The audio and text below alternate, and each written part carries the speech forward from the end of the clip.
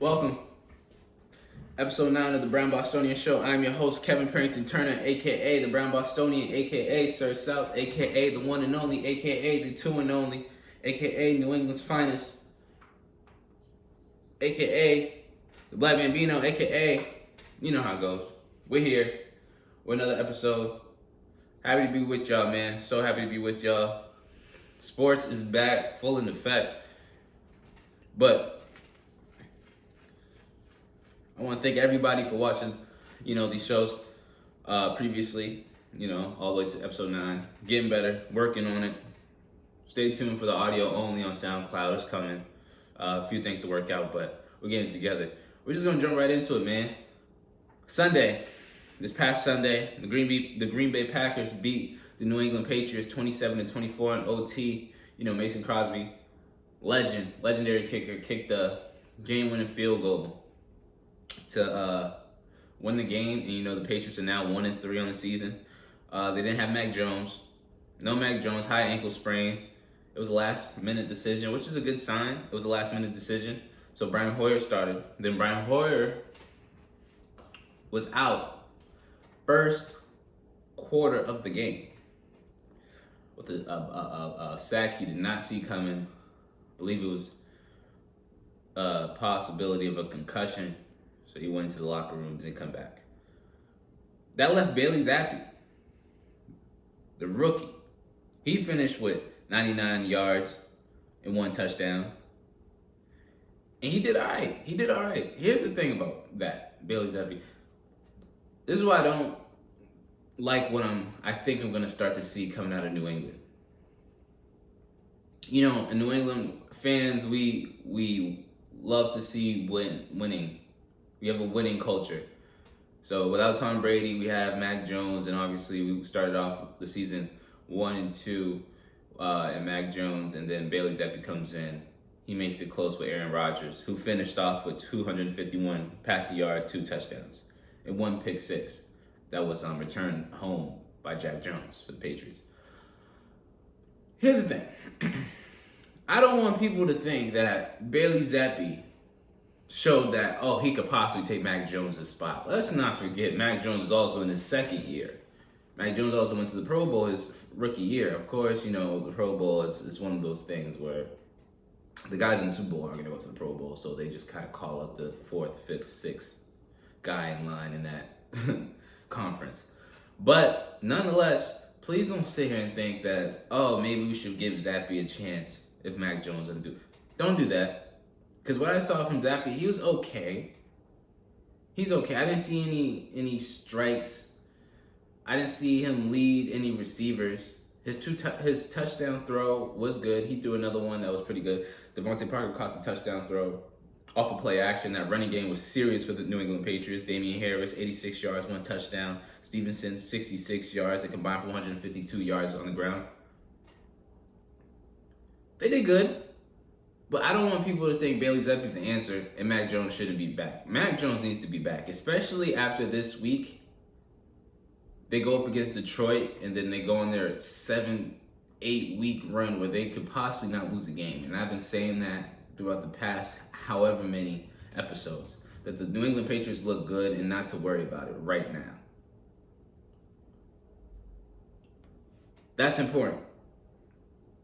Nonetheless, I think it speaks more to the Green Bay Packers, who've been struggling, but who also have been looking good in some ways. They've been winning, but a win like this, But nonetheless, what I saw from this game was, I've been saying it throughout the entire season thus far, in the offseason, in the training camp. That defense is really good. That defense can keep them in. But here's what bothered me throughout this Packers game, this Green Bay game with the Patriots. The Patriots, for the 4th quarter into the overtime, they were just hoping their defense can make a play and score. They're trying to get their offense through their defense, which means they're either trying to get another pick six, another fumble recovery to a touchdown, or they're trying to get a few sacks so when they punt it, they get good field position. So all we need is 1 touchdown. And they did it. They did that. In the 4th quarter, I believe they did it in overtime too. It's just the offense wasn't able to get a first down. But that's not the point. It's not good. You can't rely too heavily on that defense, because here's what's happening throughout the season for what I've seen in the first 4 games. The game has been close because the defense has been really good. The running game is above average for the Patriots. They have no other offensive element that can take them over the top. All they need is one more. All they need is a playmaker, at least a guy who can scramble out and rush for like 20 yards as a quarterback. Mac Jones can't do that. Zappe can't do that. He showed that. They need a speed guy on wide receiver. They don't have that. So what I've been seeing is the defense has been keeping it close. The Patriots have been able to get a touchdown, 1 or 2 before halftime, offensively. And it's keeping it close. They're trying to stay competitive and hope the ball falls the right way towards their side so they can win a game. Here's the thing about that. That defense is great, but just like any defense, you can't have your defense on the field that long. We saw it years ago with Tom Brady and the Legion of Boom. That defense stays on that field too long, they start to get tired. They figure it out. And you're playing man a lot. It's not gonna work out. Especially if you're playing man a lot. You can't play man for 4 quarters, be on the field for that long, and not expect a few slip coverages, not expect a few blown coverages, guys get beat. It's inevitable. They're humans. They're great receivers. They're great defensive backs. Devin McCourty, Jalen Mills didn't play. That hurt him. But even that just showed me more that defense is special, that they got it done. They got a pick 6 off Aaron Rodgers. They held him to under 300 yards passing. Nonetheless, they need another guy offensively that can make it. Maybe Jacoby Myers. Jacoby Myers didn't play against Green Bay. He didn't play last week either. He only played two first week games. And maybe he can be that guy, but he has to be healthy. So does Mac Jones. They need to get it together. Hopefully they can get it together here. And I said this earlier in the season. Don't worry about the first half of the New England season. At least not the first 4 games. It was a tough schedule. I'm glad they got out with one game. They wasn't gonna get past Miami in Miami. I think they'll beat them the second time when they face them at home. They wasn't going to beat the Ravens. It was possible. I thought it was very possible that they was going to beat the Ravens. Because the Ravens haven't really figured it out yet. And from what I saw this week against the Bills, they still haven't really truly figured out their full potential. But the first 4 weeks, it's tough. But I think they're going to figure it out. I really do think they're going to figure it out. If Mac Jones can be healthy. If not, Bailey Zappi, I'm sure or Brian Hoyer, I'm sure both of them can get some wins. We saw it happen before with New England backups. They can do it. And now with Tua hurt, just shows, and that whole injury thing just shows what they think about quarterbacks. And it definitely doesn't hurt. Definitely doesn't help that it's a non-white quarterback at that they just kind of threw him out there after being hurt before. And now you see what happens, and now we don't know what's happening with him. We don't know if when he's expected to play, when he's expected to be good, if he's okay. He said he's okay, but is he really okay? Like, what was that we saw on the field against the Bengals? Nonetheless, Tua out hurts the Dolphins. They got their first loss against the Bengals. The Bills, they lost last week, but not this past week against the Ravens. But they was down 17. I watched that game. I expected way more from the Baltimore Ravens. I knew the Bills was going to come back and tie it up. They're too talented not to. But I expected the Ravens to at least score in the second half. They didn't score. Nonetheless, the Bills also have been showing that. That's the point. That's the part of greatness I've been speaking about throughout all these episodes. It's great when you win against the top teams, and Ravens are a top team, but it's the games you're supposed to win. They didn't win the third week 3. They barely won week 4. They won nonetheless. I'll give them that. But they had been showing a little rocky placements, and the Ravens still could have won. Nonetheless, they did. And now the Bills did win it, and now they're 3-1. Tua's out. Bills 3-1. They haven't really shown so much promise that they could still be reliable. They're not my AFC favorite picks. Nonetheless, and the Jets are 2-2. That leaves New England 1-3 at the bottom. But I do think they're gonna put the AFC East on notice and find their way to the second, maybe first top seed for a week or two. I do believe that. The second seed, you could take my word for it. I believe that's gonna happen. The first seed over the Bills, not sure. I hope so, but I think there's a chance. Nonetheless, that's what I thought about the Patriots and what I still think about the Patriots so far. They'll be okay. Next, I'm going to do some week 4 recap, quick hits. The Dolphins are in trouble. I already said that before, Tua. We don't know what's going on with him. I hope he's fine. I hope he's good, even if he doesn't have to play football. And that's not coming from a Patriot fan. That's just coming from a guy who saw what happened, and I hope he's all right. Truthfully, because that was scary. Bengals, they caught their stride, even though I think they probably would have lost to the Dolphins if Tua wasn't hurt. Nonetheless, they caught their stride now. 1-2 straight, 2-game winning streak. So it'll be interesting to see what they do moving forward. Justin Jefferson, he needs to be incorporated in every game for the Vikings. Kirk Cousins, they need to find a way to get Justin Jefferson the ball. Cook too. Both of those guys. Stop.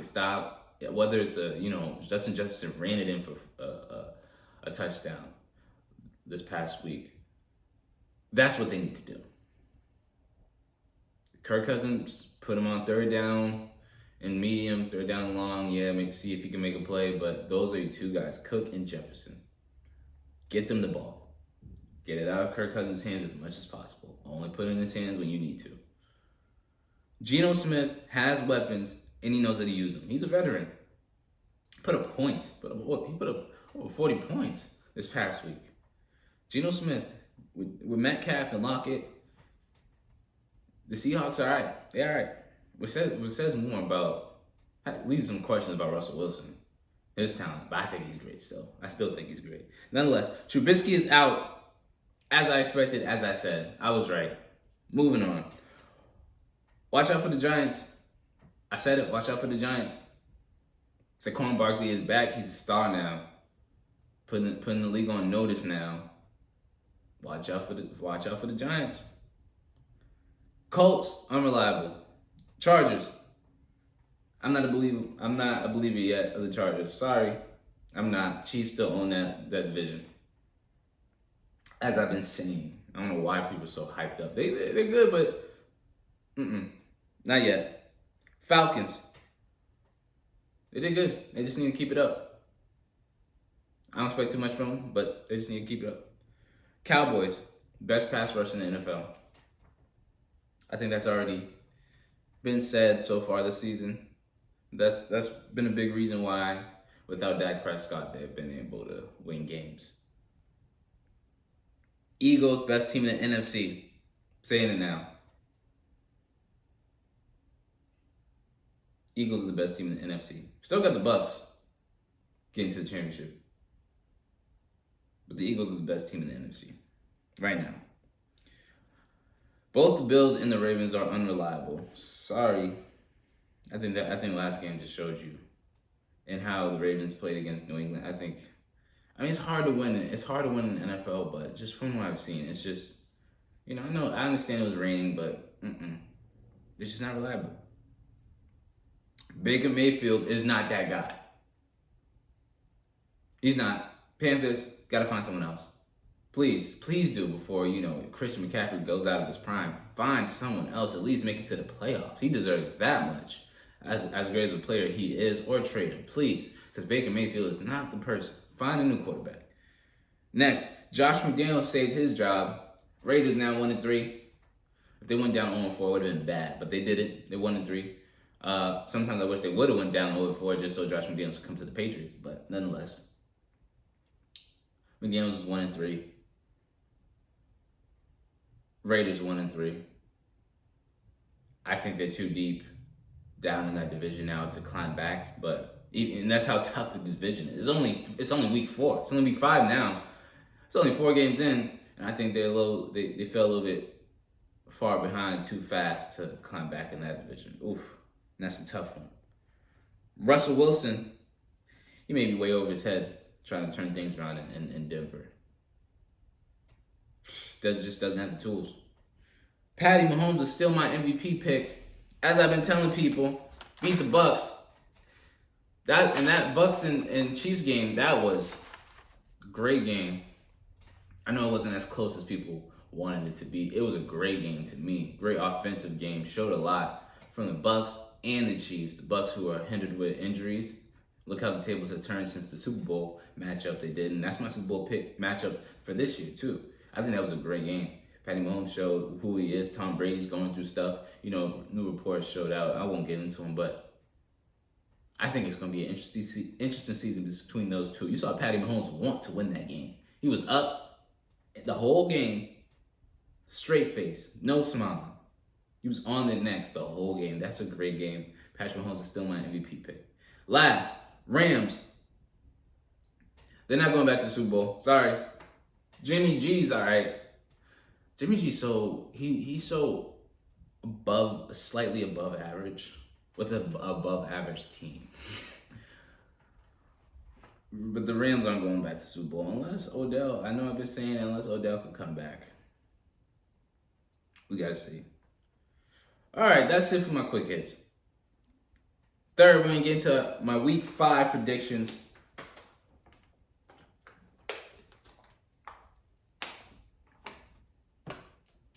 Colts at the Broncos.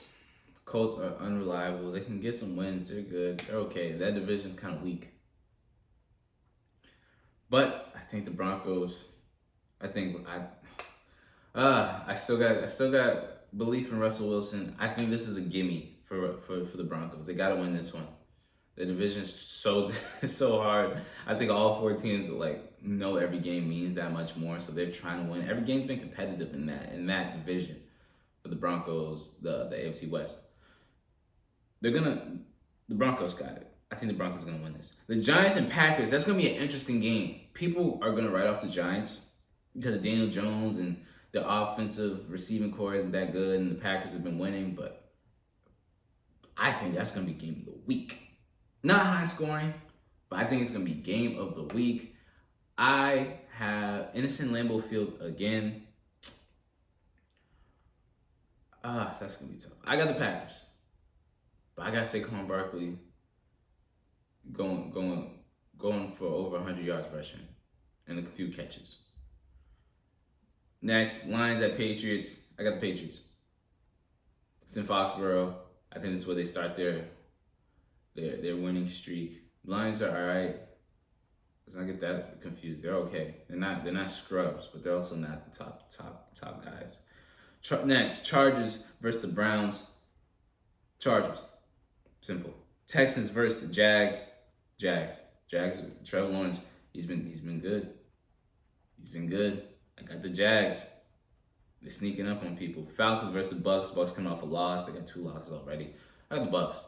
It's a must win. And at home. Steelers at the Bills. I got the Bills. Dolphins at the Jets. For Patriots fans, that's a big game. Every AFC match means that much more now. That's crazy because during the Tom Brady era, it really didn't matter. Now, those games matter. Dolphins versus the Jets. Tua's not playing. He was ruled out. I got the Jets. I got the Jets. Bears versus the Vikings. I don't know if I have to pick the. I got the Jets. I'm staying on it. I got the Jets. Bears at the Vikings. Vikings. Like I said before early in the show, Justin Jefferson, Cook, they need the ball. Get out Kirk Cousins' hands as much as you can. Titans versus the Commanders. Titans at Commanders. I got the Titans. Titans are a bit unreliable too, but they still have Derrick Henry. Mariota is unreliable. I think Mike Vrabel coaches his team up very well. So I got the Titans winning that. Seahawks versus the Saints. Seahawks at the Saints. That could be a tough game. Both black quarterbacks, both second string level quarterbacks with high talent teammates. This is a game with second string talent quarterbacks with very highly level teammates, defensively and offensively. It's going to be an interesting game. Any other year, this would have been like a great game. Now it's kind of still could be a great game, a close game. I got the Saints winning that. I got the Saints. 49ers at Panthers in North Carolina. I got 49ers. Although I said Panthers need to get it together by getting rid of Baker Mayfield, I don't think they're going to get it together now. I think the 49ers with Jimmy G coming off a win against the Super Bowl defending champs Rams, 49ers are going to get that. Eagles versus Cardinals, that's going to be a great game. I hope it's a high offensive game. I might have the Cardinals winning that. Shocking the world. I might have the Cardinals. I got the Cardinals. Cowboys at the Rams. Ooh, this is a big game for many reasons. Cowboys 3-1. Rams coming off a few losses, and it's tough. It's tough. Both teams, whatever team wins, is going to be talked about throughout the rest of the week. I got the Cowboys. I got the Cowboys winning that. I think the Rams are getting in their own head. They might not have enough offensively. And that pass rush for the Cowboys is going to keep them in. They got the Patriot effect. With them. But the only thing about the Cowboys, they got CeeDee Lamb as a wide receiver. They got a pretty okay receiving core to go with their second string quarterback. I got the Cowboys. Defense is going to keep them in it. They're going to find a way to pull it off offensively towards the end. Bengals versus the Ravens. It's a good game. I got the Ravens. Coming off a loss against the Bills in a bad fashion. Coming off a tough one in New England, even though they pulled away. I got the Ravens. I think they're going to try to figure it out. Last but not least, Monday night, Raiders at the Chiefs. Yeah, Raiders going down 1-4. No question. Chiefs scorching. Patty Mahomes scorching. Raiders going down 1-4. That's going to be ugly. That's it for football. Now we finally got some basketball. Celtics had their first preseason game a few days ago, where they won. They smoked the Charlotte Hornets, 134-93. Jaylen Brown with 24 points and 5 rebounds. Jason Tatum, 16.6 rebounds. Celtics look good. Charlotte is going to be a good opponent throughout the regular season. LaMelo Ball, Terry Rozier. They got some guys. They got some good guys. They got good backcourt, high flyers, running gun. Talent. They're just talented, the Hornets are. So are the Celtics. Celtics started winning by 20 early. Didn't look back. And I think that was a statement. Even though it's the preseason, no one really cares. I think that was a statement game to show that they still got it. They still deserve to be the favorites coming out of the East. They still have the chemistry there, despite Coach Ime Udoka being suspended for a year. Celtics showed that they still got it. And another thing happened throughout the season, throughout this week. Blake Griffin has been picked up for a guaranteed 1-year deal with the Boston Celtics. Blake Griffin used to be one of my favorite players to watch. Now he's, last year he spent time in Brooklyn. They played against them in the playoffs. Blake Griffin, he's not the guy he used to be, scoring double-doubles his rookie season and dunking and catching alley-oops, or even averaging 24 points in Detroit. But with Gallinari out, Robert Williams out, Derek White started. But with those two guys in the front court out, Horford aging, Blake Griffin was picked up. I think he's going to have some valuable minutes.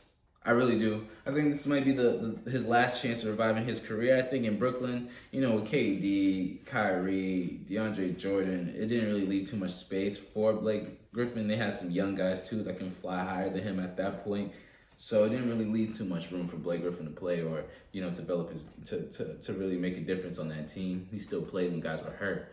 But I think with the Celtics, this might be the perfect position for him to be utilized, be productive. I don't think he's going to average 20 at all. I don't even know if he's going to start shooting threes. I hope not. He's all right. He can shoot some threes, but we don't need it. Not for this one. But who did impress me, dropping 10 points. I don't know how to pronounce the name. I got to figure that out. Fondu Kumbengeli. Big guy. I've been seeing videos with the Celtics, Jaylen Brown. They've been working with him on the pick and roll because they need a big guy that can do it. They need one. J.D. Davison, I don't think he's going to play throughout the regular season. He has a 2-way contract with the G League. But that big guy has shown that he can play. He can run the floor. He can finish. Not as big of a high flyer as Robert Williams, but he's also not as tall as him. That's the only question left for the Celtics is what they can do in the front court. Malcolm Brogdon looked good. Grant Williams looked okay. Everyone looked okay. It was a preseason game. They came out swinging. They came out tough. They hit a lot of threes. That's what the Celtics do. They try to get hot. They play good defense. They force turnovers, but they also cause a lot. They also turn the ball over themselves a lot. Over 15 times in the game, which is more than I would like. That's something they need to clean up. Hopefully they can. Hopefully they will.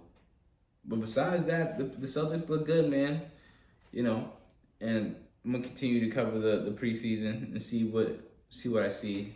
The guys to watch out for, the young guys to watch out for, see how that front court develops. I already know Jason Tatum, Jaylen Brown, Marcus Smart. It's going to be good. I already see Malcolm Brogdon being a great addition. Derek White started, so we got to see how good he is, if he's going to start throughout the regular season. We got to see. But it's the front court that is mostly deserves the attention. Nonetheless, that is all I got for you guys this week on episode 9 of the Brown Bostonian Show.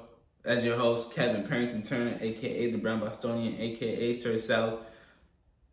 Not too much battle rap going on, so I guess I'm going to keep looking and find out some cards, some big name cards for you guys, just to keep you guys in tune. But that's all for this week, man. Stay tuned. Watch out for the blog. Start the Pinterest. We're going to figure that out. And more content, more sports, more everything coming to you. All right, bye.